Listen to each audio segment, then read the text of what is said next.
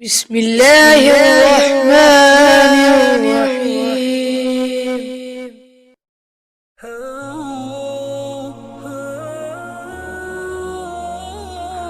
عبداللہ بن مسعود رضی اللہ تعالیٰ عنہ سے سنا، وہ کہتے تھے کہ نبی کریم صلی اللہ علیہ وآلہ وسلم رفع حاجت کے لیے گئے تو آپ صلی اللہ علیہ وآلہ وسلم نے مجھے فرمایا کہ میں 3 پتھر تلاش کر کے آپ کے پاس لاؤں، لیکن مجھے 2 پتھر ملے۔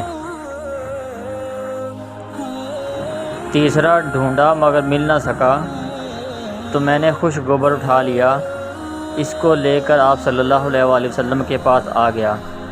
آپ صلی اللہ علیہ وآلہ وسلم نے پتھر تو لے لیا مگر گوبر پھینک دیا اور فرمایا یہ خود ناپاک ہے۔